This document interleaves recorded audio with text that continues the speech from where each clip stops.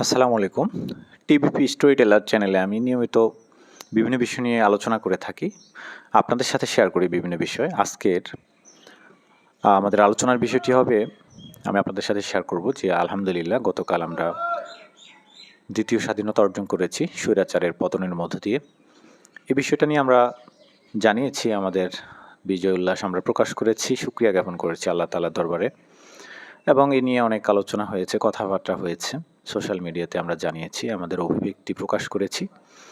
এবং আমি যখন এই ভিডিওটি রেকর্ড করছি তখন ভোর 5:30, এবং আপনারা হয়তোবা এখন অনেকেই ঘুমিয়ে আছেন এই সময়টাতে। কেননা গত রাতটি ছিল অত্যন্ত বিভীষিকাময় এবং ভয়ঙ্কর। আতঙ্কে আমরা সবাই অস্থির ছিলাম। যে যেখানেই ছিলাম আমরা অত্যন্ত বেদনাহত ছিলাম, অনেক বেশি উদ্বিগ্ন ছিলাম। কারণ হচ্ছে আমরা সবাই খুব চিন্তায় ছিলাম যে আসলে কী ঘটছে। অনেকে ফোন দিচ্ছিলেন যে ঢাকায় কী হচ্ছে, এবং নানা সূত্র থেকে নানা ধরনের আলোচনা আসছিল, তথ্য আসছিল, মন্তব্য আসছিল। সোশ্যাল মিডিয়া খুব বেশি গরম হয়ে গিয়েছিল যে আসলে ঢাকায় কী হচ্ছে এবং বাংলাদেশে আসলে কী হবে। তো আমি আজকে কিছু গুরুত্বপূর্ণ কথা বলবো, এগুলো বাংলাদেশের পুনর্গঠনের জন্য। আর আজকে 6 আগস্ট থেকে শুরু করে বাংলাদেশ একটি নতুন অধ্যায় রচনা করতে যাচ্ছে, এবং সেটি কেমন হবে আমরা প্রেডিকশন করতে পারি, কিন্তু আমরা আশাবাদী। আমাদের আশা থাকবে ভালোর দিকে। আমরা নিশ্চয়ই মন্দ বিষয় নিয়ে দুশ্চিন্তা করব না। আমরা ভালো কিছুই চাইব। তো আপনারা অলরেডি জানেন যে কোনটা গুজব ছিল, কোনটা সত্য ছিল। কম বেশি আপনারা বিভিন্ন জনের অ্যানালাইসিস থেকে শুনে নিয়েছেন। আমি আপনাদেরকে যেগুলো আলোচনা করা হয়নি সে সকল বিষয় নিয়ে এখানে 2-4টা কথা বলবো। প্রথম বিষয় হচ্ছে, আপনারা নিশ্চিত থাকুন যে বাংলাদেশের এই যে রদবদল হলো, স্বৈর শাসনের অবসান ঘটলো, শেখ হাসিনার পতন হলো, এই পতনে কিন্তু বাঙালিদের রক্ত ঝরেছে। এটি যেমন সত্য কথা, ঠিক তেমনইভাবে এর পেছনে বিদেশি শক্তির একটা গুরুত্বপূর্ণ ভূমিকা ছিল এবং আছে, এবং এটি থাকবে। বিদেশি শক্তির ভূমিকা ছাড়া আমাদের দেশের মতো দেশগুলোতে কখনোই ক্ষমতার পালাবদল হয় না। এই চিরন্তন সত্যটুকু আপনাকে উপলব্ধি করতে হবে। কেন করতে হবে সেটার আমি একটা উদাহরণ দিচ্ছি। গত রাতের কথাই ধরুন। গত রাতে আমরা যে ভয়, শঙ্কা এবং যে গুজব, সত্য মিথ্যা এমনভাবে ছড়াচ্ছিলাম যে আসলে বোঝাই যাচ্ছিল যে আমরা ইন্ডিভিজুয়ালি কেউই অ্যানালাইটিক্যাল নলেজ রাখি না। অর্থাৎ এই যে কি হলে কি হবে, কোনটার পরে কোনটা হতে পারে, এইটাকে অ্যানালাইসিস করার মতো নলেজ আমাদের সবার কাছে নেই। কারণ আমাদের কাছে রিসোর্স নেই, আমাদের আমাদের কাছে কোনো ধরনের পড়াশোনা নেই, জ্ঞান নেই। আমরা কখনোই এই ধারাবাহিকতায়, অর্থাৎ একটা মেথোডোলজি ফলো করে যে কোনো কিছু রিসার্চ করতে হয়, অ্যানালাইসিস করতে হয়, সেই জ্ঞান আমাদের অনেকের কাছেই নেই। ইভেন আমিও অতটা ভালো জানি না। আমি ছাত্র বলা যেতে পারে। আমি এই ধরনের জ্ঞানের জন্য চেষ্টা করি এবং অনেককে অনুসরণ করি, অনেকের মেথোডোলজিকে ফলো করার চেষ্টা করি। সেখান থেকে আমি একটু আধটু শেখার চেষ্টা করি, জানার চেষ্টা করি। তো এই যে আমাদের গতকাল রাতে যেভাবে আমরা আতঙ্ক ছড়িয়েছিলাম, এবং দেখা গেছে যে প্রথমে শুরুটা হয়েছিল এইভাবে, বিভিন্ন জায়গায় হিন্দুদের মন্দিরে আক্রমণ হয়েছিল এবং হিন্দু বাড়িতে আক্রমণ হয়েছিল। এটা সত্য কথা, অনেক জায়গায় হয়েছে। এবং এটি কারা করেছে এই ব্যাপারে হিন্দুদের পক্ষে বা হিন্দু সম্প্রদায়ের পক্ষ থেকে বলা হচ্ছিল যে এটা কি বিজয়ের কোনো একটা উপলক্ষ হতে পারে, যে হিন্দু ধর্মের মতাবলম্বীদের ধর্মীয় উপাসনালয়ে হামলা হবে। এটা কি কোনোভাবে নেওয়া যেতে পারে কিনা, বা এটা কেমন একটা বিষয়। আসলে এটা দুঃখজনক বিষয় এবং এটি অত্যন্ত নিগৃহীত একটা কাজ।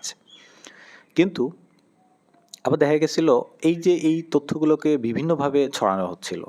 অলরেডি আমাদের আশেপাশের প্রতিবেশী যেসব অঞ্চলের মানুষ সচেতন ছিলেন, বা যেখানে তরুণ সমাজ ছিল, ছাত্র সমাজ ছিল, তারা নিরাপত্তায় অলরেডি একটা টিম গঠন করে বিভিন্ন জায়গায় মন্দিরে হিন্দু ভাইদেরকে নিরাপত্তা দেওয়ার জন্য তারা অলরেডি দাঁড়িয়ে গিয়েছিল।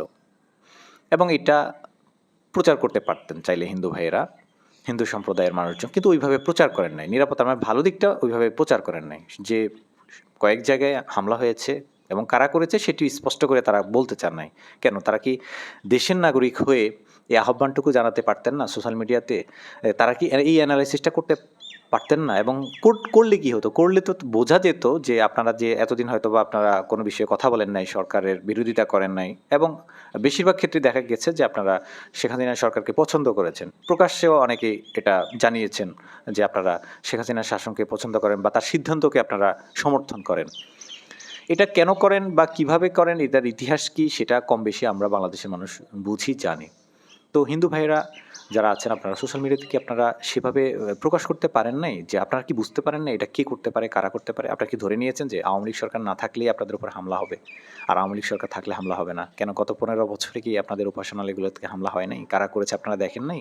এবং বিভিন্ন জায়গা থেকে পুলিশ কাদেরকে উদ্ধার করেছে, কাদেরকে আটক করেছে, এটি কি আপনারা দেখেন নাই? নিশ্চয়ই আপনারা দেখেছেন। কিন্তু আপনারা সেই জায়গা থেকে কেন বেরিয়ে আসতে পারেন নাই? মানে ব্রডলি চিন্তাটা কেন করতে পারেন নাই? সেই পরিচয়টা কেন দিতে পারেন নাই? এটি একটি প্রশ্ন, এবং এটি আমাদের হয়তোবা আগামী দিনে আমাদের মিলেমিশে থাকার জন্য একটা পন্থা আমাদেরকে বানিয়ে দেবে, আমরা বুঝতে পারবো। এরপরে আরেকটা বিষয়ে আসি, সেটি হচ্ছে ভারতীয় রয়ের প্রবেশ বা ভারতীয় বাহিনীর বাংলাদেশ ঢাকা অ্যাটাক বা বাংলাদেশে থেকে যাওয়া ইত্যাদি ইত্যাদি বিষয়গুলো। এটা আপনারা, এটা নিয়ে মানে বিভিন্ন ধরনের মত আছে এবং অনেক ধরনের, আর তাও বিশেষ করে দুই ধারার মত এখানে আছে। এক ধারা হচ্ছে জুলকারনাইন সায়ের, তার একটা অ্যানালাইসিস দেখে অনেকে ধরে নিছে যাক ঠিক আছে, কোনো ধরনের রয়ের এখানে কোনো কিছু নেই, তাদের এজেন্ট নেই, যেটা বলা হচ্ছে এটা গুজব, আতঙ্ক ছড়ানো হচ্ছে। আবার একটা পক্ষ বলতেছে যে না, ভারতীয় সেনা বিভিন্ন জায়গায় দেখা গেছে, ভারতীয় সেনা বলতে ভারতীয় এজেন্ট অথবা রয়ের এজেন্ট অথবা পুলিশের মধ্যে দেখা গেছে হিন্দিতে কথা বলছে। তো সে কারণে অবশ্যই চিন্তা করার যথেষ্ট কারণ রয়েছে যে এরা আসলে কারা ছিল। এবং সেনাবাহিনী কিন্তু গতকাল সংসদ ভবন থেকে নিরাপত্তা সরিয়ে ফেলা, গণভবন থেকে নিরাপত্তা সরিয়ে ফেলা, এটা কেমন ধরনের সিদ্ধান্ত হতে পারে? এটা কখনোই কোনো সভ্য দেশের সেনাপ্রধানের মানে দায়িত্বজ্ঞানহীন আচরণ হতে পারে না। এটা কেমন বিষয় যে গণভবন থেকে, সংসদ ভবন থেকে আপনি নিরাপত্তা সরিয়ে নেবেন, হ্যাঁ, আর সেটাকে আপনি জনসাধারণের জন্য উন্মুক্ত করে দিবেন? এটা কখনোই হতে পারে না। অবিশ্বাস্য ব্যাপার। আমি নিজে গতকাল গণভবনে গিয়েছি, আমি নিজে দেখেছি, মানুষের সেন্টিমেন্ট বুঝার চেষ্টা করেছি, এবং আমি বিভিন্ন জনের কথাবার্তাগুলো শুনছিলাম, এবং সেখানে যে লুটপাট হচ্ছিল সেটিও দেখছিলাম, সেটা নিয়ে বাধাও দিচ্ছিল। প্রত্যেকটা গেইটে দেখেছি যে গ্রুপে বিভিন্ন জনে বাধা দিচ্ছিল, নিতে দিচ্ছিল না, এবং অনেকগুলো আইটেম বা লুটপাট করে যারা নিয়ে গেছে তারা অনেক আগে নিয়ে গেছে।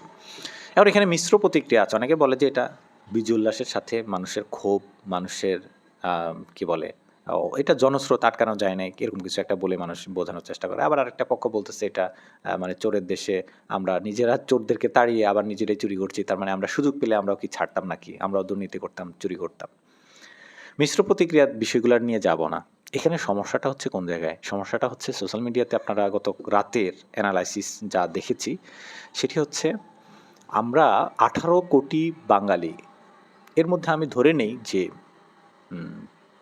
যারা শিশুকে যদি আমরা বাদ দিই এবং বৃদ্ধদেরকে যদি বাদ দিই, তাহলে আমরা ধরে নেই 7 থেকে 8 কোটি মানুষ আমরা এখানে আছি, যারা মোটামুটি বয়স হচ্ছে 18 থেকে শুরু করে 40-45 বছর বয়সের। এই মানুষগুলোর আসলে মধ্যে কতজন অ্যানালিটিক্যাল স্কিলড আছেন, এটা আপনারা একটু দেখুন। আপনার পুরো সোশ্যাল মিডিয়া খুঁজে 4-5 জনের নাম ছাড়া আপনারা বেশি নাম আমাকে দিতে পারবেন না। 7-8 কোটি মানুষের মধ্যে 4-5 জন যদি বিশ্লেষক হয়, যাদের কাছে নলেজ থাকে, যাদের কাছে ইনফরমেশন থাকে, যারা অ্যানালাইসিস করতে পারে, এরকম যদি 4-5 জন মানুষ হয়, তাহলে আপনারা বোঝেন এই দেশের ক্ষমতার পালাবদল কি এই দেশের জনগণের মাধ্যমে হবে, নাকি সেটি পরাশক্তির কোনো সিদ্ধান্তের আলোকে হবে। এটা আপনারা আশা করি বুঝতে পারতেছেন। এটা বোঝার জন্য আপনাকে রকেট সায়েন্স জানতে হবে না। এটা খুব সহজ বিষয়। যে গত রাতের অ্যানালাইসিসগুলো একটু পর্যালোচনা করে দেখবেন যে এখানে মোটের ওপর সঠিক অ্যানালাইসিস করার মতো লোক হয়তো বা 4-5 জন ছিল। তাও তাদের মধ্যে মিশ্র অ্যানালাইসিস ছিল, মিশ্র বিশ্লেষণ ছিল। কেউ বলছেন রয়ের এজেন্ট না, টোটালি এটা একটা গুজব, বলতে এখানে কিছুই নেই, বাংলাদেশ থেকে এটা চলে গেছে, কোনো কিছুই নাই, বাংলাদেশে গোয়েন্দা কি এভাবে কাজ করে নাকি। কিভাবে কাজ করে বা কিভাবে কাজ করতো বা কিভাবে চলে গিয়েছে নাকি আছে, সামনে কি করবে, পুলিশের ভেতরে আছে নাকি আওয়ামী লীগদের নেতৃত্বে আছে এখনো, নাকি পাবলিকদের মধ্যে ঢুকে আছে, অথবা নাকি সবাই চলে গেছে বর্ডার পার হয়ে, সেটা অথবা কি আদৌ 15 বছরে ছিল কি না, সেই বিশ্লেষণ আমি এখানে করব না, এটা প্রয়োজনও নেই। এখন হচ্ছে গিয়ে বাংলাদেশ গড়ার কথা বলতে হবে, বাংলাদেশ নিয়ে ভাবতে হবে, সে বিষয়টা নিয়ে কথা বলবো। তবে আমাদের যেই জায়গাটায় আমার এই পর্যন্ত আলোচনার, আমরা যেই জায়গাটাতেই আমাদের স্ট্রেংথ থাকা দরকার, আমাদের একতা থাকা দরকার, এবং আমাদের সঠিক একটা গাইড পাওয়া দরকার, সেটি হচ্ছে আমাদেরকে অ্যানালিটিক্যাল পার্সন বাড়াতে হবে। এবং এটার জন্য পড়াশোনা করতে হবে, এটার জন্য আমাদেরকে হিস্ট্রি জানতে হবে, জিওগ্রাফি জানতে হবে, আমাদেরকে গ্লোবাল পলিটিক্স বুঝতে হবে, জিওগ্রাফিক্যাল মুভমেন্টগুলো আমাদেরকে দেখতে হবে, রেভলিউশনগুলো আমাদেরকে দেখতে হবে। তাহলে আমরা আশা করি যে আমাদের এই অ্যানালাইসিস করার মানুষদেরকে বেশি পাবো এবং তাদের সিদ্ধান্ত এবং তাদের পরামর্শগুলো দেখে দেখে আমরা সঠিক পথে নিজেদেরকে গাইড করতে পারবো, চালাতে পারবো। এক্ষেত্রে আসেন কি মানে এক্ষেত্রে যে কোনো কিছুর সমস্যা যখন সৃষ্টি হয় নিশ্চয়ই তার সমাধান থাকে। যেমন একটা সমস্যা সৃষ্টি হয়েছিল, সেটা একটা রেভলিউশন হয়েছে ছাত্রদের মাধ্যমে এবং এটা আমজনতার মাধ্যমে, ছাত্র জনতার মাধ্যমে হয়েছিল। এখানে কোনো ধরনের স্পেসিফিক আইডিওলজির মানুষকে দিয়ে লিড দেওয়া হয়নি, বরং এটা আমজনতার প্ল্যাটফর্মে হয়েছে। এটা একটা বাংলাদেশের জন্য ভালো বিষয়, কারণ যদি কোনো আইডিওলজির কাউকে দিয়ে এটা হতো তাহলে তাদের অহমিকা আত্মম্ভরিতায় এতক্ষণে কিন্তু আপনি নিজে কান চালাপালা হয়ে যেত, আপনি নিজেও সহ্য করতে পারতেন না, খুব ভয়াবহ অবস্থা হতো। কারণ ওই যে একটা কথা বলছিলাম, এখানে জ্ঞানী লোক কম, বাংলাদেশে নেতা কম। বাংলাদেশে যেগুলো আছে এটা আসলে নেতা না, আমরা নেতা বলে যাদেরকে সম্বোধন করছি এরা আসলে নেতা না। যে লিডারশিপ কোয়ালিটি থাকা দরকার, যে স্কিল থাকা দরকার, সেটা আসলে এই দেশের মানুষের হবে না এবং হয়ও নাই কখনো। 2-4 জন হয়েছে, 2-4 জনকে আপনি কখনোই উদাহরণ হিসেবে পুরো একটা 18 কোটি মানুষের জন্য নিয়ে আসতে পারেন না। 2-4 জন মানুষ 18 কোটি মানুষকে লিড দিবে, তাদের নলেজের উপরে ডিপেন্ড করে আপনাকে চলতে হবে। কি মনে করেন আপনি, কিভাবে সম্ভব, কি হবে এতে? এত জনবহুল একটা দেশে 2-4 জন মানুষকে দিয়ে সব কিছু হয়? এটা হয় না।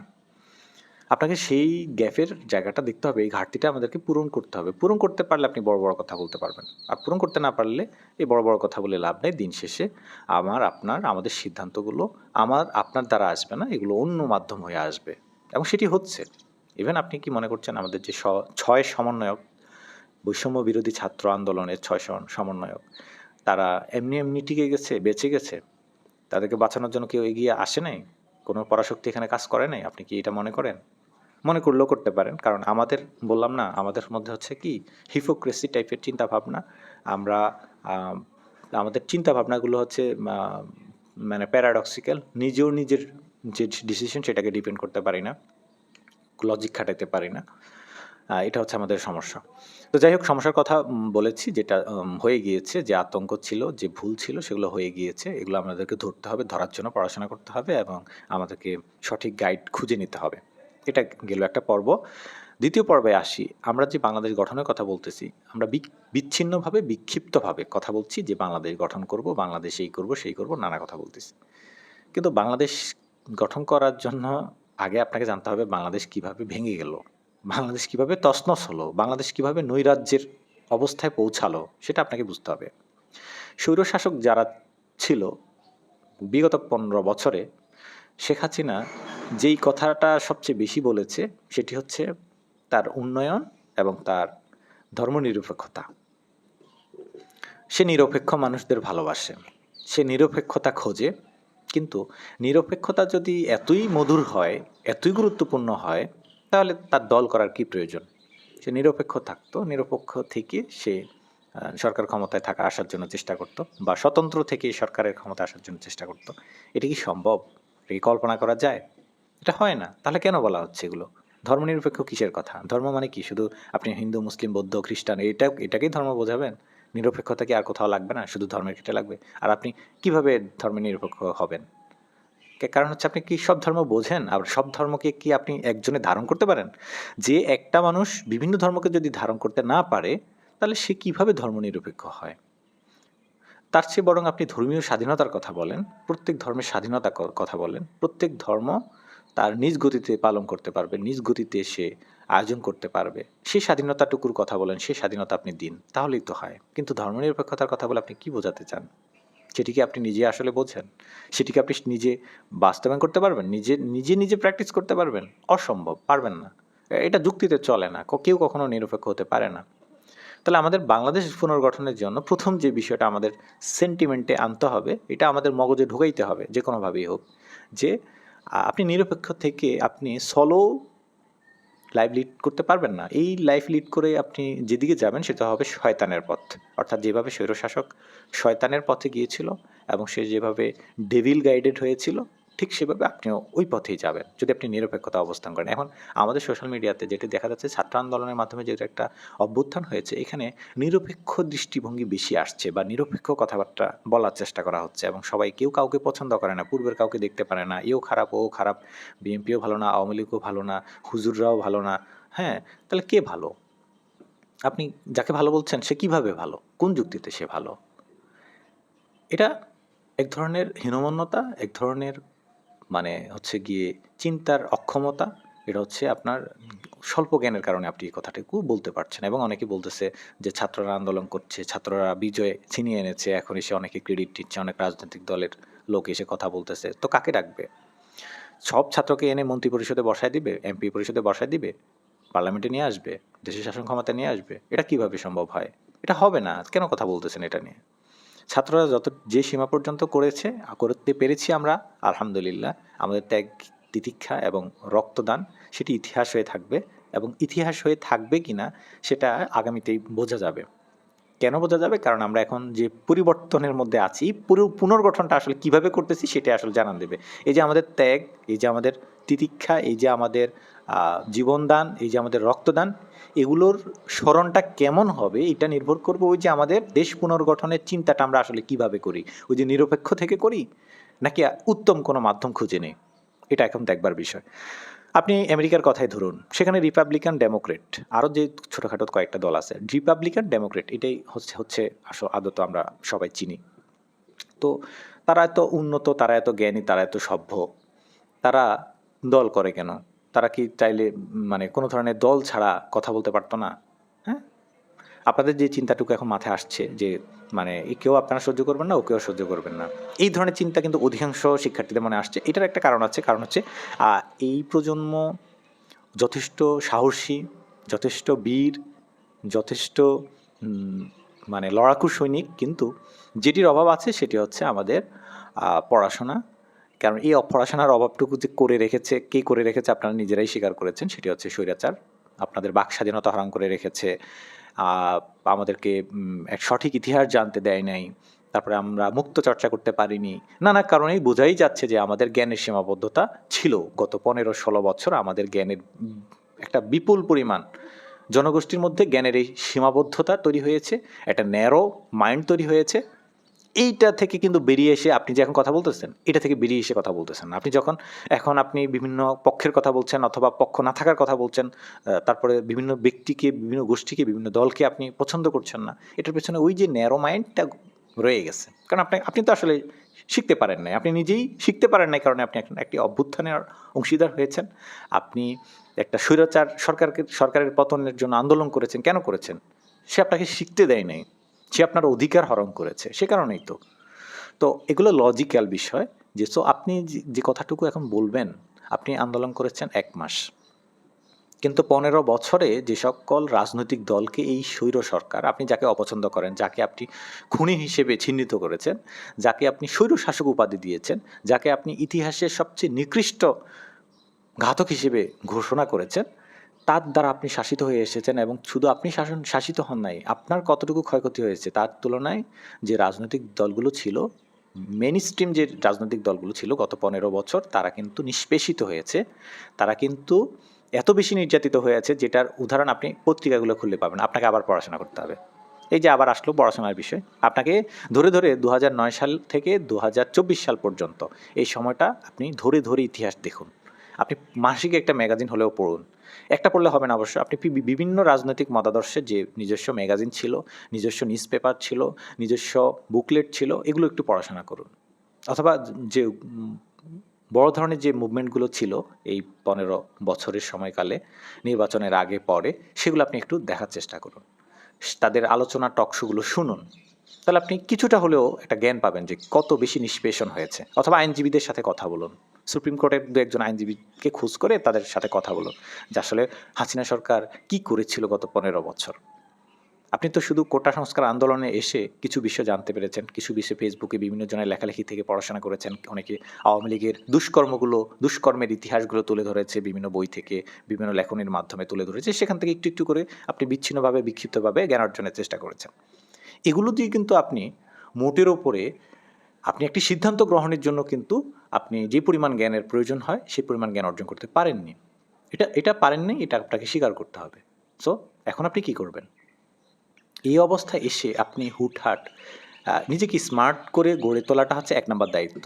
নিজেকে স্মার্ট করতে হবে। এই মুহূর্তে সেটা আপনার ১ম কাজ। আর সেজন্য হচ্ছে ফেসবুকে যেন-তেন পোস্ট করা যাবে না। যাকে তাকে যেকোনোভাবে হেনস্থা করে কথা বলা যাবে না। সমালোচনা করা যাবে না। সমালোচনা করবেন অবশ্যই, আপনার বাকস্বাধীনতা আছে। কিন্তু গঠনমূলক সমালোচনা করতে হবে এবং বিরোধিতা করতে হবে, গঠনমূলক বিরোধিতা করতে হবে। যাচ্ছে তাই বিরোধিতা করে আপনি যে তথ্যগুলো ছড়াবেন, এই তথ্যগুলো কিন্তু আমাদের এই যে ডিভাইস সিস্টেমে মানে লার্জ ক্লাউডে কিন্তু এগুলো রেকর্ড হবে, এগুলো থাকবে। থাকার পরে কি হবে? এগুলো দ্বারা আবার আরেকজন বিভ্রান্ত হবে। এগুলো সার্চ দিলে গুগল থেকে পাওয়া যাবে। তো মানুষ দেখবে যে আপনি নিজেই তখন আপনি যখন সত্য পেয়ে যাবেন বা সঠিক তথ্য পাবেন, তখন আপনি নিজেই অবাক হয়ে যাবেন যে আসলে আমি তখন যে কথাটা বলেছি এটা কেমন কথা ছিল, এটা তো আসলে নিজেকে নিজের দোষী মনে হবে। সো এখন এমন কোনো কথা, এমন কোনো তথ্য শেয়ার করবেন না, মন্তব্য প্রকাশ করবেন না, অপিনিয়ন দিবেন না, যেটা আসলে গঠনমূলক না, যেটার পেছনে কোনো লজিক নেই, যেটাকে আপনি নিজেই ডিপেন্ড করার মতো আপনার সেই নলেজ নেই। সো আমাদেরকে ধারাবাহিকভাবে চিন্তা করতে হবে, ধারাবাহিক প্রক্রিয়ার মধ্য দিয়ে যেতে হবে। প্রত্যেকের ক্রেডিট প্রত্যেককে দিতে হবে, পরস্পরকে শ্রদ্ধা করতে হবে, সম্মান করতে হবে এবং যোগ্য নেতৃত্ব খুঁজে নিতে হবে। সবচেয়ে গুরুত্বপূর্ণ যেটি আমার আলোচনার ৩য় পর্ব, সেটি হচ্ছে আপনাকে অবশ্যই কোনো একটা রাজনৈতিক দলের আদর্শকে শ্রদ্ধা করে সেই দলের আদর্শের সাথে সম্পৃক্ত হতে হবে এবং অপরাপর সকল রাজনৈতিক দলের মতাদর্শকে শ্রদ্ধা করতে হবে, সম্মান করতে হবে এবং যৌক্তিকভাবে সেগুলোর সমালোচনা করতে হবে। আমি আপনাকে বলবো না যে আপনি অমুক দল করেন, তমুক দল করেন, দরকার নেই। মানে সাংগঠনিক পলিটিক্সে আপনার জড়ানোর প্রয়োজন নেই। কিন্তু আপনি কোনো একটা দলের বা কোনো একটা প্ল্যাটফর্মের সংস্পর্শে আপনাকে থাকা অপরিহার্য এবং এটা যদি আমরা যত বেশি লেস করতে পারবো এই জায়গাটাতে, তত বেশি আমাদের রাষ্ট্রের জন্য কল্যাণকর। বেশিরভাগ মেইনস্ট্রিম রাজনৈতিক প্ল্যাটফর্মগুলোই মৌলিক বিষয়গুলোর উপরে প্রতিষ্ঠিত এবং সেগুলো শত শত বছরের অ্যানালাইসিসের পরে এসে একটা জায়গায় এসে দাঁড়িয়েছে। সো আমরা যখন কোনো কিছুকে ডিফেন্ড করব অথবা ডেমোক্রেটিক ওয়েতে কোনো কিছুকে সাপোর্ট করতে যাব, ডিফেন্ড করতে যাব, তখন সেগুলো আমাদের জন্য সহজ হবে। আমি তখন ইনফরমেশন গ্যাদার করে ডিসিশন মেকিংয়ের প্রয়োজন হবে না, বরং আমি হাইকমান্ড থেকে বা আমার লিডার থেকে যে ইনফরমেশন পাবো, যে ডিসিশন পাবো, যে ইনস্ট্রাকশন পাবো, সেটি অনুযায়ী আমি আমার পরবর্তী পদক্ষেপ ঠিক করতে পারবো। এটা আমার জন্য সহজ হবে। দেশের স্বার্থ আগে অবশ্যই প্রায়োরিটি দিতে হবে, আপনাকে দেশের জন্য কাজ করতে হবে এবং দেশের প্রতি আপনাকে শ্রদ্ধাশীল, সহনশীল, সহানুভূতিশীল হতে হবে। দেন হচ্ছে আপনার রাজনৈতিক দল। কারণ হতে পারে আপনার রাজনৈতিক দল যদি ভুল কোনো সিদ্ধান্ত নেয়, তাহলে সেটিকে যাতে আপনি জাস্টিফাই করে আপনি সেটাকে আবার যে কোনো সময় আপনি সেটা থেকে বেরিয়ে আসতে পারেন, নিজেকে সরিয়ে আনতে পারেন। মোদ্দা কথা হচ্ছে আপনাকে এখন খুঁজতে হবে যে কোন আইডিওলজিটা হচ্ছে বেস্ট আপনার দুনিয়া এবং পরকালীন জীবনের জন্য। আমি মুসলমান হিসেবে অন্তত এইটুকু আপনাকে অবশ্যই বলবো যে দুনিয়া এবং আখিরাতের কল্যাণের জন্য আপনাকে একটা আইডিওলজি ঠিক করতে হবে এবং এই আইডিওলজির সাথে আপনাকে এগিয়ে যেতে হবে এবং আপনি সমালোচনা করেন, যাই করেন, বিশ্লেষণ করেন, তখন আপনার জন্য সহজ হবে। তখন আপনি রেজিম চিনতে পারবেন, আপনি তখন সাম্রাজ্যবাদ চিনতে পারবেন। আপনার তখন এই যে গতকালের রাতের মতো বিশৃঙ্খল সিদ্ধান্ত হবে না। কারণ হচ্ছে আপনার ওই আইডিওলজি বা ওই প্ল্যাটফর্মের একটা নির্দিষ্ট টিম থাকবে, টিম থাকে অলরেডি, ইন্টেলিজেন্স থাকবে। তারা হচ্ছে গিয়ে এই সকল নিউজকে জাস্টিফাই করবে এবং সেখান থেকে এসে একেবারে পিওর একটা অথেন্টিক একটা আপনাকে নিউজ দিবে এবং সেটার উপরে অন্তত আপনি ভরসা করে থাকার মতো একটা অবস্থা হবে। যে নিজে নিজে চলে, নিজের জ্ঞানকে, নিজের মেধাকে প্রায়োরিটি দেয়, সে আসলে ইবলিসকে অনুসরণ করে ডিরেক্ট। সে আসলে ইবলিসের এজেন্ট ছাড়া আর কিছুই না। কারণ হচ্ছে ইবলিস নিজের তত্ত্বকে, নিজের যুক্তিকে প্রায়োরিটি দিয়েছিল বলেই কিন্তু সে নিগৃহীত হয়ে পৃথিবীতে চলে আসছে। সে জান্নাতে থাকতে পারে নাই, ওখানে তাকে সুযোগ দেওয়া হয়নি। নাহলে তো তার থাকার জায়গা এটি না, দুনিয়া না, সামাওয়াত। এই সামাওয়াতে সে কেন আসবে? এই সামাওয়াতে তো তার থাকার কথা ছিল না। সে তো ছিল জান্নাতে, আরশে আজিমে তার বিচরণ ছিল। সেখান থেকে সে এখানে চলে আসবে কেন? সে সিদরাতুল মুনতাহায় ছিল, সেখান থেকে এখানে চলে আসবে কেন? সেটা আপনাকে বুঝতে হবে এবং আপনি কোনো কিছুকে মানুষের তত্ত্ব দিয়ে কখনো নির্ধারণ করতে যাবেন না। কোনো ডিসিশনের ক্ষেত্রে দেশ পুনর্গঠনের জন্য কত কিছুরই দরকার হবে। বিচার বিভাগ দরকার হবে, শাসন বিভাগ দরকার হবে, আইন বিভাগ দরকার হবে, হ্যাঁ, নিরাপত্তা দরকার হবে। কত কিছুই দরকার হবে, কিন্তু এই দিকগুলো কিভাবে পুনর্গঠিত হবে, এখানে আপনার কন্ট্রিবিউশনের জায়গা কি কি থাকতে পারে, এখানে আপনার অবস্থান কীরকম হতে পারে, আপনি কোন প্ল্যাটফর্মকে কিভাবে সহযোগিতা করতে পারেন, এই যে আপনাকে প্রতিটা স্টেপে স্টেপে আপনাকে ডিসিশন নিতে হবে যে এই ডিসিশনগুলো আপনার কীভাবে নেবেন। নিতে হলে আপনাকে অবশ্যই জ্ঞান অর্জন করতে হবে। এখন অল্প সময়ের ভেতরে আপনি এত জ্ঞান অর্জন আপনি কারো পক্ষেই সম্ভব না অর্জন করা। আমরা ধীরে ধীরে জানবো, ধীরে ধীরে শিখবো। আমরা যে সময়টাতে ছিলাম গত 15 বছর, বিশেষ করে এখন যারা তরুণ প্রজন্ম, যারা বিশ্ববিদ্যালয় শেষ করেছে অথবা বিশ্ববিদ্যালয়ে অধ্যয়নরত আছে, তাদের প্রত্যেকের ক্ষেত্রে এটি সত্য যে তারা পুরোপুরি স্বৈরশাসনের মধ্য দিয়ে বড় হয়েছে এবং আমাদের চিন্তা চেতনায় একটু স্বৈরাচারী মনোভাব আছে সবারই। আপনারা মনে করবেন না যে শেখ হাসিনা স্বৈরাচার ছিল, সে চলে গেছে, আমরা স্বৈরাচারী। হ্যাঁ, স্বৈরাচারিতা শুধুমাত্র ব্যক্তি না, স্বৈরাচারিতা কিন্তু চিন্তা চেতনায়ও হতে পারে এবং আমাদের চিন্তা চেতনায় সে স্বৈরাচারী ভাব অনেকটাই থেকে যাবে। আর এই কারণে আমরা অপরের মতকে, অপরের পথকে, অপরের আদর্শকে, মতাদর্শকে আমরা শ্রদ্ধা সম্মান করতে এখনই খুব একটা ভালোভাবে পারবো না, কিন্তু এটা আমাদের প্র্যাকটিস করতে হবে, পারতে হবে। আপনি তাহলেই ধীরে ধীরে কিন্তু একটি সাম্যের, ইনসাফের বাংলাদেশ প্রতিষ্ঠা করতে পারবেন এবং আপনি বুঝতে পারবেন যে বাংলাদেশের স্বার্থে কারা নাক গলাচ্ছে, কাদের স্বার্থ রয়েছে এবং সেই স্বার্থের ভবিষ্যৎ কী, আর সেই স্বার্থের সাথে বাঙালির স্বার্থ, বাংলাদেশের স্বার্থ কতটুকু বৈসাদৃশ্যপূর্ণ, এগুলো আপনি পয়েন্টে পয়েন্টে আউট করতে পারবেন এবং এগুলো ধরে ধরে আপনি বিশ্লেষণ করেই কিন্তু পরবর্তী সিদ্ধান্ত গ্রহণ করতে পারবেন। তো আমি যেটি সর্বশেষ বলতে চাই সেটি হচ্ছে, যেমন একটা কথা ধরুন, সেনাপ্রধানের পক্ষ থেকে কতগুলো গুরুত্বপূর্ণ কাজ ছিল। ১ নম্বর হচ্ছে সংসদ ভবন, গণভবনের নিরাপত্তা দেওয়া। এই যে এত ভাঙচুর লুটতরাজ হলো, এটা দায় কে নেবে? সেনাপ্রধানকে নিতে হবে, রাষ্ট্রপতিকে নিতে হবে। রাষ্ট্রপতি তো আমাদের দেশে কোনো ক্ষমতা রাখে না। সেনাপ্রধান যেহেতু এখন আইন শৃঙ্খলার প্রধান, তাহলে তাকেই দায়ভার নিতে হবে। সে কেন সিদ্ধান্ত নেয় নাই? সে কেন ভুল সিদ্ধান্ত নিচ্ছে, অথবা সিদ্ধান্ত নিতে কেন দেরি করলো? এ দায় কে নিবে? কেন করেনি? আপনারা কি জানেন? আপনারা কি বুঝতে পারতেছেন? কেন সেনাবাহিনীর এইভাবে ছেড়ে দিল? তারা বিশ্রাম করতে বিকেলবেলা চলে গেল, বেশিরভাগ জায়গায় খালি করে দিল। আর সেটা বাংলাদেশি পুলিশ হোক অথবা বাংলাদেশি পুলিশের মধ্যে ভিন্ন দেশের এজেন্ট হোক, অথবা আওয়ামী সরকারের এখন লেটুয়া বাহিনী যারা রয়ে গেছে তারা হোক, লেটুয়া বাহিনী, পেটুয়া বাহিনী, রক্ষী বাহিনী, যারাই হোক না কেন, কিন্তু কোনোটাই তো সমর্থনযোগ্য না। কেন এমনটা হবে? এমনটা হওয়ার কথা ছিল। কেন আমরা এমনটা হতে দিলাম? এবং এটা আমাদের আসলে করার কিছু ছিল না। এটা অবশ্যই আইনশৃঙ্খলা বাহিনী এবং আমরা যাদেরকে বিশ্বাস করি, ভালোবাসি, তাদের দায়িত্ব ছিল। সেনাবাহিনীদের মধ্যে হাইকমান্ড আছে, তারা কাদের দ্বারা সেট আপ ছিল এটা আপনারা খুব ভালো জানেন।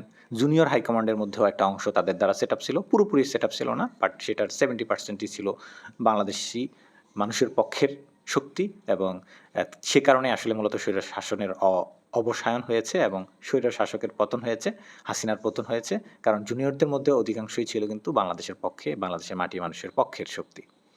এবং সৈনিকদের মধ্যে 90%-এরও বেশি ছিল যারা বাংলাদেশকে সমর্থন করত এবং ইন্ডিয়ান রেজিমকে যারা সাপোর্ট করতো না, পছন্দ করতো না, ভালোবাসতো না, তারা বাংলাদেশের মাটি মানুষকে ভালোবাসতো। এই কারণেই মূলত আমরা এত দ্রুত অল্প সময়ের মধ্যে আমরা স্বৈর শাসনের অবসায়ন ঘটাতে পেরেছি, আলহামদুলিল্লাহ। এবং আল্লাহ তাআলার সাহায্য তো ছিলই, কারণ পরিকল্পনাগুলো আল্লাহর পক্ষ থেকে আসে। মানুষও পরিকল্পনা করে আর আল্লাহও আকাশে পরিকল্পনা করেন। আল্লাহর আকাশের পরিকল্পনাই সর্বশেষে বাস্তবায়িত হয়, এটাই সত্য। তবে এখানে যাদেরকে আমরা প্রকাশ্যে দেখছি আর যাদেরকে আমরা দেখতে পাচ্ছি না, দুই শক্তি কাজ করছে। তো যাদেরকে দেখতে পাচ্ছি না তাদেরকে নিয়ে আমরা কথা বলে বিভ্রান্তি ছড়ানোর কোনো প্রয়োজন নেই। সেটা আমরা সময়ের সাথে সাথে একটু একটু করে বুঝতে চেষ্টা করব এবং সেটা একসময় ইনশাল্লাহ আশা করছি যে বাঙালি জাতি পরিবর্তন হবে, মেধায় অনেক উন্নত হবে, চিন্তায়, বিশ্লেষণে অনেক উন্নত হবে। কিন্তু যেটা দেখতে পাচ্ছি সেটি নিয়ে আমরা কথা বলতে পারি। আমাদের আজকের শিক্ষা প্রতিষ্ঠানগুলো আজকের দিনেই 6ই আগস্টই খুলে দেওয়ার মতো সিদ্ধান্ত নেওয়াটা একটা বোকামি, ভুল ছিল। কিন্তু এই ভুলটা কেন নিলাম বা কারা নিতে এটাকে আমাদের উদ্বুদ্ধ করলো? একটা স্বৈরশাসকের পতন ঘটলো, সাধারণ ছুটি 2 দিন ছিল, থাকতো। আইনশৃঙ্খলা যখন নিয়ন্ত্রণে আসতো তখন গিয়ে আপনি না হয় সাধারণ ছুটি বন্ধ করে দিতেন। অফিস আদালত খোলা থাকতে পারে, অসুবিধা নেই, আজকে সকাল থেকেই খোলা থাকতে পারে, অসুবিধা নেই। কিন্তু শিক্ষা প্রতিষ্ঠান তৈরি করার তো প্রয়োজন ছিল। অনেক শিক্ষা প্রতিষ্ঠান ক্ষতিগ্রস্ত হয়েছে, অনেক বিশ্ববিদ্যালয়ের হলগুলো, ক্যাম্পাসগুলো বিনষ্ট হয়েছে, সেগুলো পুষিয়ে নিতে হবে, সেগুলো ঠিক করতে হবে, সেখানে অনেক কাজ রয়েছে এবং শিক্ষার্থীদেরকে চিন্তার সুযোগ দিতে হবে, তাদেরকে এই অভ্যুত্থানকে সফল অভ্যুত্থানের একটা রূপায়ণ দিতে হবে। বিশেষ করে অন্তর্বর্তীকালীন সরকারের কথাটি না বললেই নয়, সেটি আমরা ইতিমধ্যে জেনেছি। গত ভোর 4:30টার দিকে সমন্বয়করা অনলাইনে এসে তারা যেটি বিবৃতি দিয়েছে যে তারা অন্তর্বর্তীকালীন সরকারের উপদেষ্টা হিসেবে ডক্টর মোহাম্মদ ইউনূসের নাম প্রস্তাব করেছে এবং তারা চাচ্ছে ইউনূসের পরামর্শের প্রেক্ষিতে পরবর্তী যাদেরকে সদস্য হিসেবে অন্তর্বর্তীকালীন সরকারের উপদেষ্টা হিসেবে যাদেরকে নেওয়া যায় সেটা তারা পরবর্তীতে আবারও বিস্তারিতভাবে জানাবেন। তবে ডক্টর মোহাম্মদ ইউনূসকে তারা প্রস্তাব করেছে এবং ইউনূসের সাথে কথা বলেছে, উনি সম্মতি জ্ঞাপন করেছেন ছাত্র জনতার দাবিতে তিনি এখানে কাজ করতে চান, উপদেষ্টা হিসেবে প্রধান উপদেষ্টা হিসেবে কাজ করতে চান। এছাড়াও আরও কিছু ব্যক্তিবর্গ আছে, তাদেরকে নেওয়া হবে হয়তো আগামীতে, আমরা আজকের দিনে জানতে পারবো এবং এটা যত দ্রুত হবে ততই আমাদের দেশের জন্য মঙ্গল, দেশের আইনশৃঙ্খলা পরিস্থিতির জন্য মঙ্গল। আমরা সেটি আশা করবো ইনশাল্লাহ অতি দ্রুতই এই সিদ্ধান্ত বাস্তবায়ন হবে। তবে আমাদের ভুলগুলো আমাদেরকে ফাইন্ড আউট করতে হবে। এই কারণেই আসলে ইসলামের সৌন্দর্য হচ্ছে এখানে যে ইসলাম শিখিয়ে দিয়েছে, জ্ঞানের ভাণ্ডার উন্মুক্ত করে রেখেছে। এখন হচ্ছে কে আসলে জ্ঞান অর্জন করবে কি করবে না সেটা তার নিজের ব্যাপার, কারণ প্রত্যেকের ঘরেই কিন্তু পবিত্র কোরআন আছে। এখন 114টা সূরা আছে, এই 14টা সূরার মধ্যে geography, geopolitics, history, science everything এখানে কিন্তু আছে, মিশেল অবস্থায় আছে। এখন এটাকে ধরে ধরে খুঁজে খুঁজে সত্যগুলো অ্যানালাইটিক্যাল নলেজগুলো বের করে নিতে হবে এবং সেগুলো আপনার ব্যক্তি জীবনে, সমাজ জীবনে, রাষ্ট্র জীবনে কাজে লাগাতে হবে। এটা কে করবেন সেটা আপনার নিজের বিষয়, কারণ আপনি তো জানেন এমন একটা কিতাব আপনার ঘরে আছে যেটা আসলে এই পৃথিবীর কোনো কারো লেখা না এবং এই পৃথিবীর কোনো গ্রন্থ না। আপনাকে যদি বলা হয় যে মঙ্গল গ্রহ অতি উন্নত একটা জায়গা, সভ্য জায়গা, সেখানকার একটা বই পৃথিবীতে পাঠানো হয়েছে, আপনি কি সেটি অনেক আগ্রহের সাথে পড়বেন না? সেটাকে আপনি গুরুত্ব দেবেন না? আপনি আপনার দেশের সংবিধানকে এত গুরুত্ব দেন এবং সেটা এই ছোট্ট একটা সংবিধান দিয়ে আপনি আপনার পুরো রাষ্ট্রকে চালানোর চেষ্টা করছেন। সেখানে পুরো বিশ্বের জন্য একটা সংবিধান আছে। সংবিধান বলতে বিশ্বের মূলনীতিগুলো যেখানে বলা আছে, মানুষের জন্য মূলনীতিগুলো যেখানে বলা আছে, সেটাকে আপনি পড়বেন না, সেটাকে দেখবেন না, তা কেমন করে হয়? একটা বিজয়ের পরের অবস্থা কি হবে, সেখানে কি কি কাজ করতে হবে, ভুলগুলো যে আপনাকে বের করতে হবে সেটা তো বলা আছে। সূরা নাসরে বলা আছে বিসমিল্লাহির রহমানির রহিম, ইযা জা নাসরুল্লাহি ওয়াল ফাতহু ওয়া রাআইতান নাসা ইয়াদখুলুনা ফি দীনিল্লাহি আফওয়াজা ফাসাব্বিহ বিহামদি রাব্বিকা ওয়াস্তাগফির ইন্নাহু কানা তাওয়াবা। এই যে সূরাটা বলা আছে, এই সূরাতে কি কথা বলা আছে? যখন বিজয় আসবে তখনকার কথাই তো বলা আছে। তখন আপনি কি করবেন? আল্লাহর প্রশংসা করবেন, তার কাছে ক্ষমা প্রার্থনা করবেন, অবনত মস্তকে আপনি তার কাছে ক্ষমা প্রার্থনা করবেন। ক্ষমা প্রার্থনা কীভাবে করে? নিজের ভুলগুলো বের করে যে আমি আমি যে পরাধীনতার শিকলে ছিলাম, সেখানে যারা আমাকে পরাধীন করে রেখেছে তারা তো জুলুম করেছে, কিন্তু আমি যে মাজলুম হয়েছি সেখানে কি আমার কোনো ব্যক্তি হিসেবে ভুল ছিল না? আল্লাহ তাআলা তো বলছেন যে মানুষ যা কিছু খারাপ পেয়ে থাকে, যা কিছু অনিষ্ট তাদের মধ্যে আপতিত হয়, সবগুলো তাদের নিজের কর্মের ফল। এটা তো আমাদের নিজেদেরই কাজ। আমরা স্বৈরশাসনটা তো নিজেরাই ডেকে এনেছি। ওই যে বললাম, ওই যে প্রথমে যেটা বললাম সেটা হচ্ছে ওই যে আমাদের জ্ঞানের অভাব। এখানে 2, 4টা, 5টা, 10টা মানুষ হলে তো হয় না এই দেশের জন্য। আমাদেরকে নেতৃত্ব দেওয়ার জন্য যোগ্য লোক নেই কারণেই তো আমাদেরকে পরাশক্তির সিদ্ধান্তের উপরে, পরাশক্তির সাপোর্টের উপরে আমাদেরকে নির্ভর করতে হচ্ছে। কেন হচ্ছে? ওই যে জ্ঞান। জ্ঞান না থাকলে আপনি নেতৃত্ব দিতে পারবেন না। আপনার কাছে জ্ঞান থাকতে হবে এবং জ্ঞানটা যদি ঐশ্বরিক হয় অনেক ভালো, এবং জ্ঞানটা যদি ঐশ্বরিক নাও হয় তার মধ্যে ঐশ্বরিক বিষয়াদি থাকে, তবে সেগুলো বিক্ষিপ্ত থাকে এবং বিক্ষিপ্ত ঐশ্বরিক জ্ঞান দিয়ে আপনি কিছু করতে পারবেন না। যেমন বাইবেল তো আছে, ওরা বাইবেল থেকে নেয়, পয়েন্টগুলো নেয়, কারণে ওরা যে পয়েন্টগুলো ধরে ধরে ওরা কিন্তু অনেক সিস্টেম দাঁড় করাই ফেলছে, অনেক সিস্টেম জেনারেট করতে পারছে, যে কারণে আমরা তাদের অনেক সৌন্দর্য দেখি, যে কারণে আমরা তাদের অনেক সফলতা দেখি, তাদের অনেক উন্নতি দেখি। কিন্তু সিস্টেমটা জেনারেট করার জন্য তারা যে প্রিন্সিপাল ইউজ করেছে সেটি হচ্ছে গিয়ে কিন্তু আসমানি কিতাবের ধারে আসতে হবে। কিতাবের ধারে না আসলে আপনি সামগ্রিক অবস্থা চিন্তা করার মতো আপনার সেই সক্ষমতা, অ্যাবিলিটি আল্লাহ দেন নাই। একটা রোবট যদি বলে, আপনি বানিয়েছেন 10ম প্রজন্মের একটা রোবট যে বলছে আর্টিফিশিয়াল ইন্টেলিজেন্সের, ধরে নেন যে অনেক উচ্চ পর্যায়ের আর্টিফিশিয়াল ইন্টেলিজেন্স, অনেক লার্জ স্কেল ল্যাঙ্গুয়েজ এখানে ইউজ করা হয়েছে, তাহলে এই প্রোগ্রামিংটা আপনি দিয়েছেন, আপনি যতটুকু দিয়েছেন সে ততটুকুই জানে। এখন আপনি এটাও দিয়ে দিয়েছেন যে সে চাইলে ইচ্ছামতো যে কোনো কিছু ভেবে নিতে পারে। এখন সে যে কোনো কিছু ভাবা শুরু করছে, সে এটাও ভাবা শুরু করলো যে আমাকে যে বানিয়েছে, আমি রোবট হিসেবে আমাকে যে বানিয়েছে তার শরীরও ইলেকট্রিসিটি দিয়ে চলে, কারণ আমার শরীর তো ইলেকট্রিসিটি দিয়ে চলে। সেই ইলেকট্রিসিটি বলতে আপনি তাকে যা বুঝিয়েছেন সেটিই বোঝে। তাহলে ওই রোবটের কথাটুকু কি সত্য হবে এবং সেটি কি আসলেই কনফিডেন্সিয়াল হবে, নাকি আপনি এটাকে কিভাবে নেবেন? এখন আপনি প্রোগ্রাম করছেন, সো আপনি তার লিমিটেশন বোঝেন। সে আপনাকে প্রোগ্রাম করেনি, আপনি তাকে প্রোগ্রামাইজড করছেন। সে আপনার লিমিটেশন বোঝে না এবং আপনার সুপেরিয়রিটি বোঝে না, ইনফেরিয়রিটিও সে বোঝে না। সে বোঝে তাকে যতটুকু আপনি নলেজ দিয়েছেন ততটুকু। ঠিক তদ্রূপভাবে মানুষের ক্ষেত্রেও মানুষকে তো আল্লাহ তাআলা প্রোগ্রামাইজড করেছেন। তিনি রূহ ফুঁকে দিয়েছেন। এ কথা কোরআনে আছে, তিনি রূহ ফুঁকে দিলেন। আমরা যখন মাতৃগর্ভে থেকে ভূমিষ্ঠ হই তখন আল্লাহর পক্ষ থেকে রূহ ফুঁকে দেওয়া হয়। তাহলে এই রূহ ফুঁকে দেওয়া মানে প্রোগ্রামাইজ করা। এই প্রোগ্রামাইজ করার জন্য আল্লাহ তাআলা একটা সিস্টেম ব্যবহার করেন, যেটাকে আমরা জন্ম বলি। আর আল্লাহ তাআলার পক্ষ থেকে বলা হয় রূহ প্রেরণ করা বা রূহ ফুঁকে দেওয়া, প্রবেশ করানো, ইনপুট করানো। এবং এটা মৌতের মাধ্যমে, অর্থাৎ মৌত ইজ আ ডিভাইস, মালাকুল মৌত is a system, is a device. ওই ডিভাইস ব্যবহার করে সেটা আবার আপনার ভেতর থেকে বের করে নেওয়া হয়, যেটা ফুঁকে দেওয়া হয় ফেরেশতাদের মাধ্যমে। আবার ফেরেশতাদের মাধ্যমে না, সরি, এটা ডিরেক্ট আপনার মধ্যে আল্লাহ তাআলার পক্ষ থেকে ফুঁকে দেওয়া হয় বা ইনপুট করানো হয়।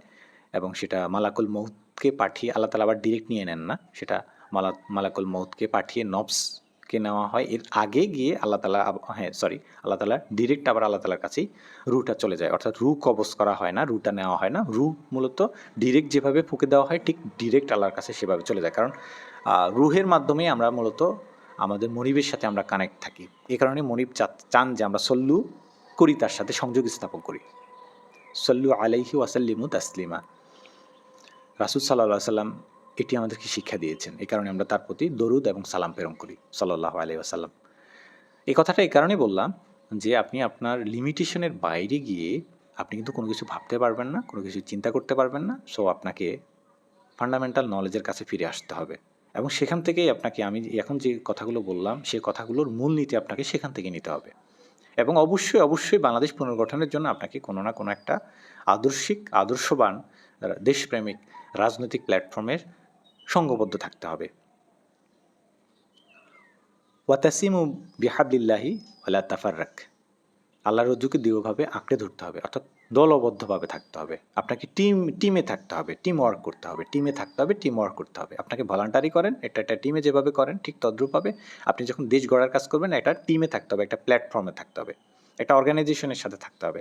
এটি আপনাকেও যেভাবে ডেভেলপ করবে ঠিক তদ্রূপভাবে আপনার ডিসিশন মেকিংয়ের ক্ষেত্রে ডেভেলপমেন্টটা ঠিক সেভাবেই হবে। সো আমার উদাত্ত আহ্বান থাকবে যে আমরা যারা মনে করি দেশের এই ক্রান্তি লগ্নে আমরা দেশ গঠনে অংশগ্রহণ করব, তাদের অবশ্যই অবশ্যই উচিত হবে কোনো না কোনো একটা পলিটিক্যাল প্ল্যাটফর্মকে সমর্থন করা, যতটুকু সম্ভব অর্গানাইজেশনে এসে হোক অথবা অর্গানাইজেশনের বাইরে থেকে হোক। আপনি অর্গানাইজেশনের স্ট্রাকচারে এসে কাজ করার খুব একটা প্রয়োজন নেই, যদি সম্ভব হয় করবেন, না সম্ভব হলে করার দরকার নাই। কিন্তু তাকে আপনি আপনার লিডার হিসেবে নিয়ে নেন এবং সেই দলভুক্ত হয়ে যান। এবং দলভুক্ত হয়ে যাবেন গোঁড়া চিন্তাভাবনা নিয়ে না, উন্মুক্ত চিন্তাভাবনা, উন্মুক্ত ব্রেন নিয়ে আপনি সেই দলভুক্ত হয়ে যান এবং দেশ পুনর্গঠনে লেগে যান। আশা করি বাংলাদেশে কোনো সম্প্রদায়ের দলই, যারা বাংলাদেশের মাটি মানুষকে ভালোবাসে, তারা কেউই খারাপ সিদ্ধান্তের জন্য এক হবে না, ঐক্যবদ্ধ হবে না।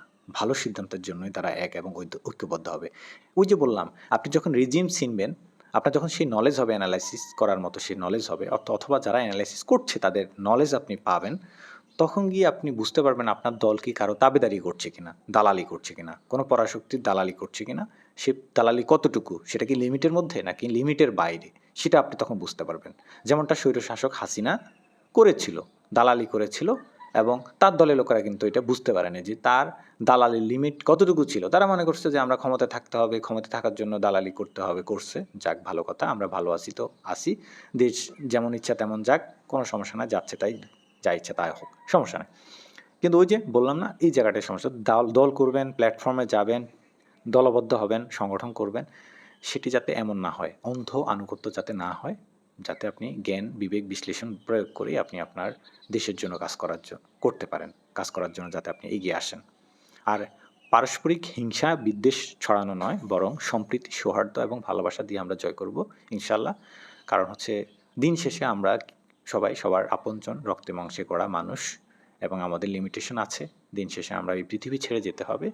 দুনিয়ার এইসব বিজয়, এইসব হাবিজাবি যা কিছু বলছি, এগুলো কিন্তু সব কিছু ওই যে ছোট্ট একটা সময়ের জন্য। আখিরাতের তুলনায় এই সময়টা হচ্ছে একেবারে নগণ্য। ধরেন আখিরাতের সময়কে যদি আপনি ৬,০০০ কোটি বছর ধরেন, এটা এরকম কোনো লিমিটেশন নাই। ওটা অসীম, অনন্ত, চিরস্থায়ী, চিরঞ্জীব অবস্থা। যদি আপনি একটা লিমিটও ধরেন, ৫-৬ ঘন্টার বেশি না দুনিয়ার জীবনটা। তো ৫-৬ ঘন্টার জীবনে কষ্ট এলেও কি, সুখ এলেও কি, বিজয় আসলেও কি, পরাজিত হলেও বা কি? কাজেই অত বেশি উদ্বেলিত, উল্লসিত হওয়ার মতো কিছু হয় নাই।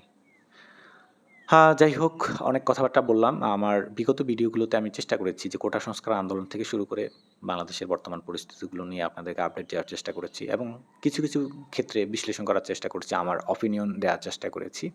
ইনফরমেশন শেয়ার করার ক্ষেত্রে আমি প্রায়োরিটি দিয়েছি এবং আ এক্ষেত্রে আমি ডেটা ট্রাফিক করার চেষ্টা করি নাই যে ডেটা দিয়ে আপনাদেরকে মাথা এলোমেলো করে ফেলবো, এরকম কিছু করি নাই এবং আগামীতেও আমরা চেষ্টা করব যে বিশ্লেষণী বিষয়গুলো নিয়ে কথা বলতে। আমরা চেষ্টা করব যে ইনফরমেশনগুলোকে ধারাবাহিকভাবে তুলে ধরতে, যাতে করে আপনাদের ডিসিশন মেকিংটা সহজ হয়। আমরা আমাদের টিভিপি স্টুডিয়ালার চ্যানেল থেকে এই কাজটুকু করব। ইনশাআল্লাহ আমাদের সাথে থাকবেন এবং আমাদের আলোচনাগুলো ছড়িয়ে দিবেন। কারণ আমরা এখানে এমন কিছু বিষয় নিয়ে কথা বলব, যে বিষয়গুলো নিয়ে আসলে অন্য সবাই কথা বলে না। কথা বলার মতো মানুষ অনেকেই আছে, কিন্তু একেকজন একেক বিষয় নিয়ে কথা বলেন। আমরা মৌলিকভাবে ২-৪ জন মানুষের বিশ্লেষণগুলো শোনার চেষ্টা করব। কারণ এত সময় নষ্ট করার মতো সময় আপনারা সোশ্যাল মিডিয়াতে অনলাইনে অবশ্যই দিবেন না। আমি আপনাদের কাছ থেকে সেটি আশা করব। ধন্যবাদ সবাইকে। ভালো থাকবেন। আসসালামু আলাইকুম।